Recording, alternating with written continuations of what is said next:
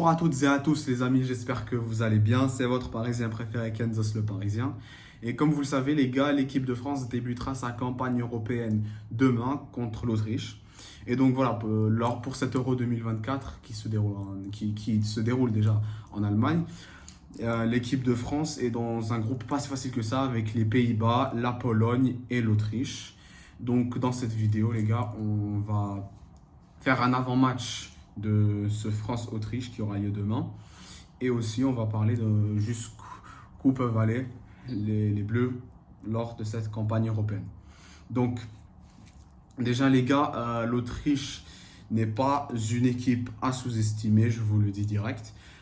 C'est quand même une équipe qui progresse, qui s'en sort très bien au cours du temps. Et au cours des matchs, les personnes qui regardent leurs matchs, je suppose que vous voyez où je veux en venir parce que là je crois qu'ils sont en train de maintenir une série d'invincibilité de 5 ou 6 matchs, je pense. Et donc voilà, en plus ils ont une bonne manière de jouer, donc c'est une équipe à ne pas sous-estimer comme je l'ai dit. Après ça on aura les Pays-Bas et la Pologne.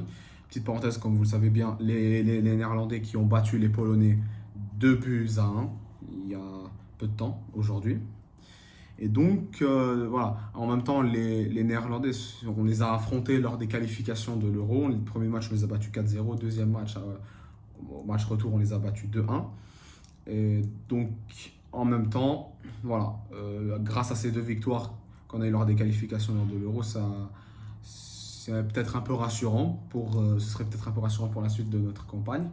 Mais en même temps, voilà, il ne faut jamais sous-estimer n'importe quelle équipe. Parce que voilà, c'est le foot les gars, tout est possible.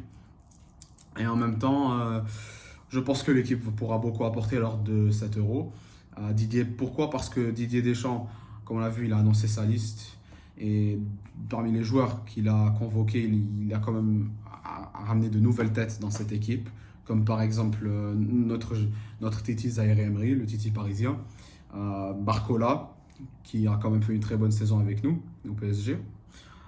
Il y a même le retour d'N'Golo Kanté, voilà, ce que pour nous, les supporters de l'équipe de France, on est vraiment ravis de son retour. Ça fait vraiment plaisir de le revoir avec nous.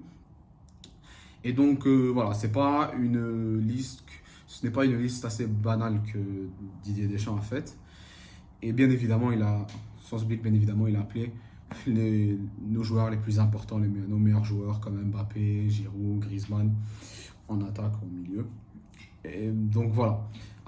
Donc grâce à cette liste, je pense bien évidemment que cette équipe pourra quand même faire un bon parcours. Je ne dis pas évidemment la gagner, mais quand même aller plus loin que la dernière édition, parce que si vous vous rappelez bien les gars, lors du dernier Euro, l'équipe de France est sortie en huitième de finale contre la Suisse après avoir perdu au tir au but, bêtement en plus, parce que si vous vous rappelez bien les gars, on menait 3-1 dans le match. Bon, bref, voilà, parenthèse fermée. Donc je suppose que si je dois vous donner un petit pronostic les gars, je suppose que l'équipe de France devrait dépasser les huitièmes de finale. Je dis pas forcément facilement, parce qu'il y a beaucoup d'équipes qui sont très fortes lors de cet Euro. Et jusque-là, les gars, dans ce qu'on a vu, on a quand même un Euro riche en buts, ce qui prouve que les équipes sont fortes offensivement. Donc, raison pour laquelle je dis qu'il ne faut jamais sous-estimer la moindre équipe lors de cet Euro 2024. Mais bon, en même temps, vous allez peut-être me dire que c'est pas si évident que ça, parce que lors des 4 dernières rencontres, qui étaient des matchs amicaux, l'équipe de France a gagné 2 matchs, on a perdu 1 et a fait un match nul. Donc oui, peut-être que votre manière de raisonner, les gars, elle n'est pas si bête que ça, mais après, en même temps, les gars, ça reste des matchs amicaux. Et même si ce sont des matchs qui n'ont aucune importance et tout, je me dis que ce sont peut-être des faux pas.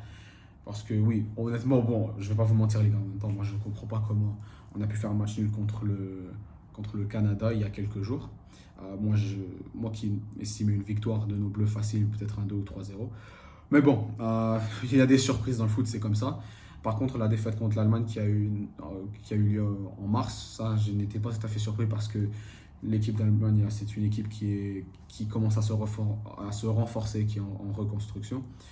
Donc voilà, en tout cas, On souhaite évidemment bonne chance à nos Bleus. On espère qu'on ira le plus loin possible lors de cette campagne européenne et qu'on ramène la coupe à la maison.